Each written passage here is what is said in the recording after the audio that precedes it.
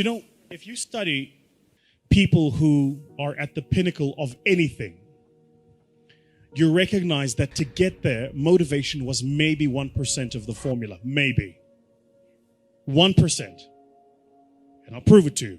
All of us here at the beginning of a new year write these things called New Year's resolutions. And then New Year's resolutions, number 1, make more money. Yeah? Number 2, change my boyfriend. Number 3, get into shape. Yeah? Number 3, get into shape is somewhere in the top 3. So what do? You go to the gym, you get a gym membership. Yeah? You go to the local Nike store and you buy like all of your gym gear. You are motivated. You are inspired. You are going to the damn gym. You go to YouTube, you subscribe to all of the fitness channels. You go to your Instagram, you follow all of the fitness models. You are motivated. You are going to the damn gym. You're going to get in shape. That's what you're going to do. The people you're following on YouTube have been working on for a minimum of 5 years to look like that.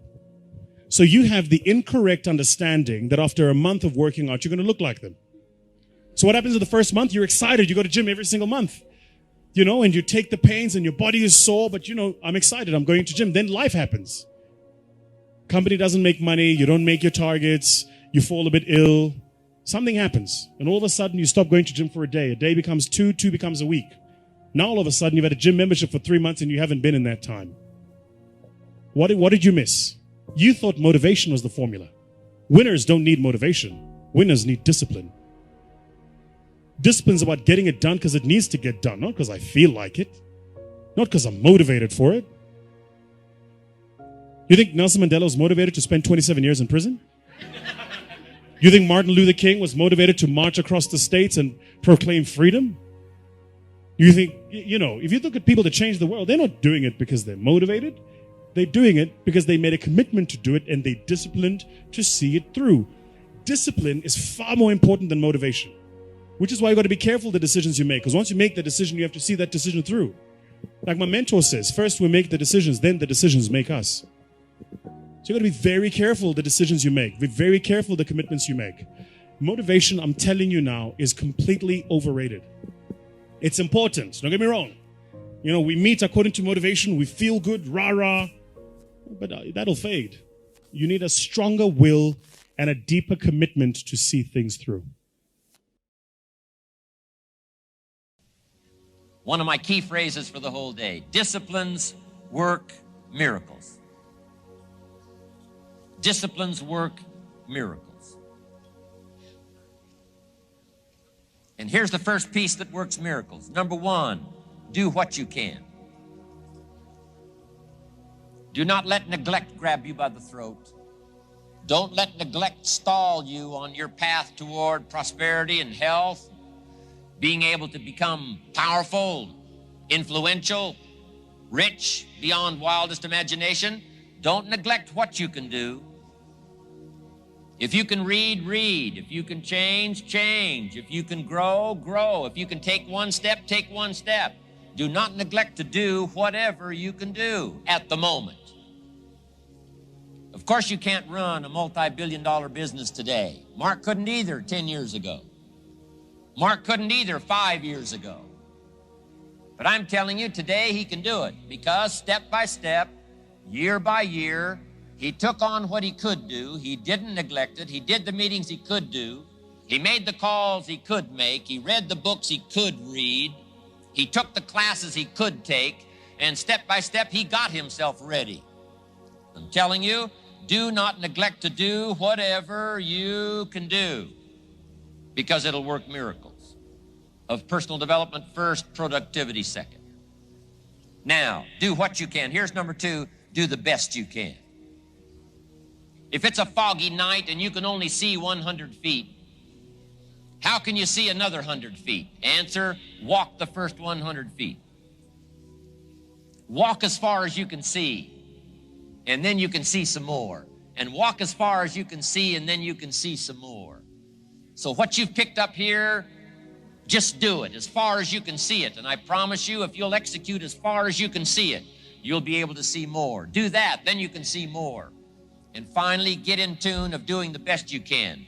And you'll have the activity that'll develop the disciplines that will set this sail so that you can say it doesn't matter how the wind blows.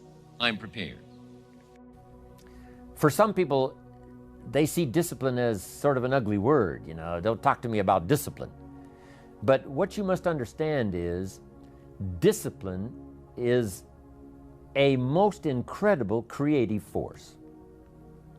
Discipline builds a career. Discipline develops good health. Discipline forms the most incredible marriage. Discipline puts together a friendship that won't quit forever. Discipline develops skills that can be magnified, and touch the world. Discipline opens up music. You know, you can't have incredible music without discipline. In fact, we call them the disciplines. We call architecture and music, and we call playing an instrument. We call sculpturing. We call painting. We call writing, composing. We call those the disciplines. And the disciplines gives us the indication that, yes, it doesn't come except by discipline. But it also means that the discipline is the open door to the creative process to turn nothing into something and to turn imagination into reality. So here's what you must learn to do: appreciate the disciplines and welcome the disciplines. Here's a good question to ask. What other discipline could I begin that would open up a whole new expression in my life of turning imagination into reality? Without discipline, there is no enterprise. Without discipline, there is no magnificent structure. Without discipline, there is no music. Without discipline, there is no health. Without discipline, there is no advantage. There is no future. So discipline is all when it comes to imagination, having something real, believing in it, and turning it into reality.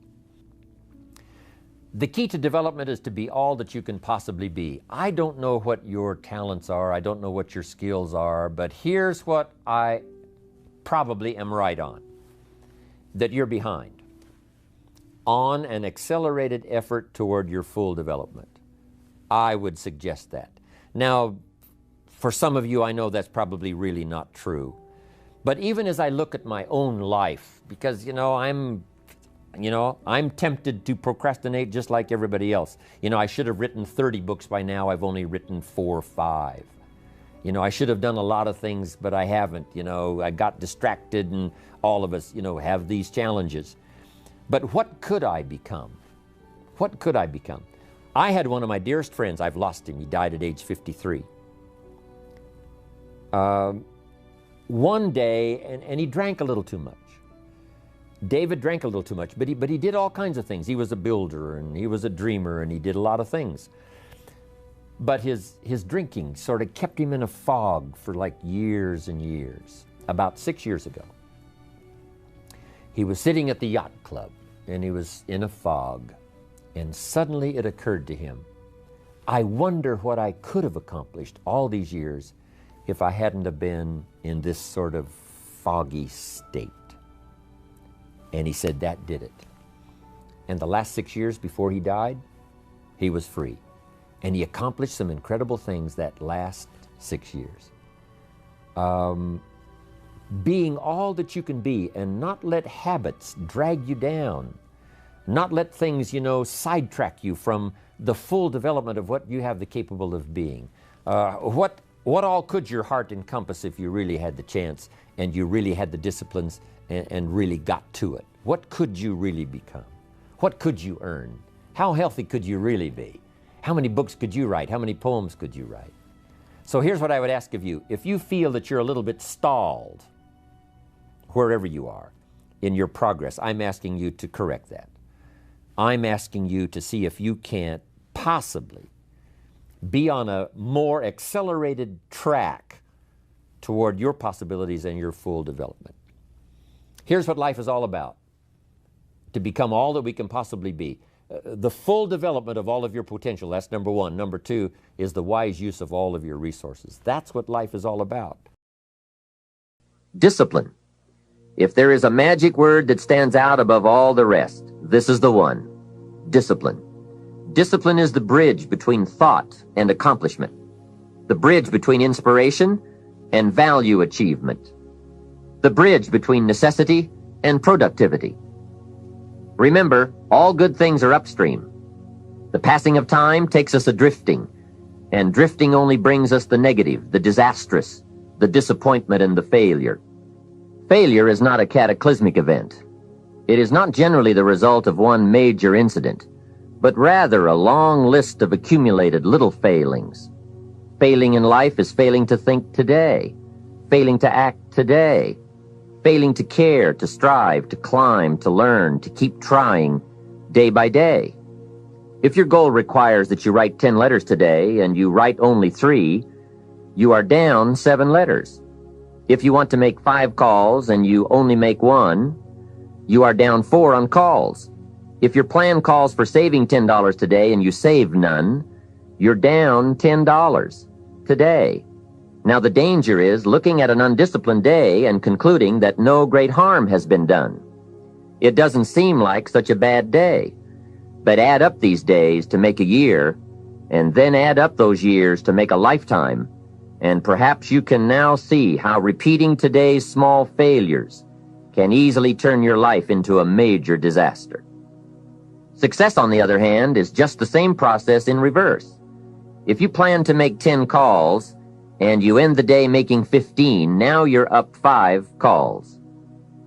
If you then get up a few on letters, move up the savings numbers, you can see what a massive difference it could make in a year, and what wealth and accomplishment awaits for a lifetime. Discipline is like a set of magic keys that unlocks all the doors of wealth, happiness, sophistication, culture, high self-esteem, pride, joy, accomplishment, satisfaction, and success. The first key to discipline is awareness of the need for and the value of discipline, and especially the discipline to make the changes. What will it take? What must I do? And what must I become to get all I want from my life? The second key is the willingness. More than that, the eagerness to maintain your new discipline deliberately, wisely, consistently. And the third key to discipline is the commitment to master the circumstances of your daily life, to see and harness the opportunities to make something of the sun and the rain, the good as well as what comes in the guise of misfortune. Discipline does many things, but most important of all is what it does for you. It makes you feel better about yourself. Even the smallest discipline can have an incredible effect on your attitude. And the good feeling you get, that surging feeling of self-worth that comes from starting a new discipline, is almost as good as the feeling that comes from the accomplishment of the discipline. Second, a new discipline immediately alters your life direction. You don't change destinations immediately. That is yet to come. But you can change direction immediately, and direction is very important. Third, discipline cooperates with nature. Everything strives. It is a common life function. How tall will a tree grow? As tall as it can. Everything strives to become all it can possibly be, and that striving to become is what discipline is all about. Disciplining ourselves to fulfill our natural potential to become all that we can be. And finally, discipline attracts opportunity. Opportunity is always looking for ambition and skill in action. Discipline taps the unlimited power of commitment. The human will in action, driven by inspiration, enticed by desire, tempered by reason, guided by intelligence, can bring you to that high and lofty place called the good life. So start the new process. You can begin a new habit no matter how small it is. Small isn't important. Whether or not you start and whether or not you continue are all that is important. So to have a prosperous life, start a prosperity plan. To become wealthy, start a wealth plan. Remember, you don't have to be wealthy to have a wealth plan. A person with no means can have a rich plan. If you are ill, start a health plan. If you don't have energy, start an energy plan. If you don't feel good, start a feel-good plan. If you're not smart, start a smart plan. If you can't, start a can plan. If you haven't, start a have plan. Anyone can. Even a bad person can start hearing good messages and reading good books. Recognize that the start of the better life, the happy life, the wealthy life, is today. This is exciting. Both the process and the result can begin today. Start the new journey today. If you think of a new idea, today is the day to begin the discipline of putting that idea into action. Set this day up as a long, busy, exciting start for your new life. Get your first book for your new library today. Begin your new practice of setting goals today. Start clearing out a drawer of your new orderly desk today. Start eating an apple a day on your new health plan today. Put some money in your new investment for fortune account today. Start reading with intensity for your new wealth of mind plan today.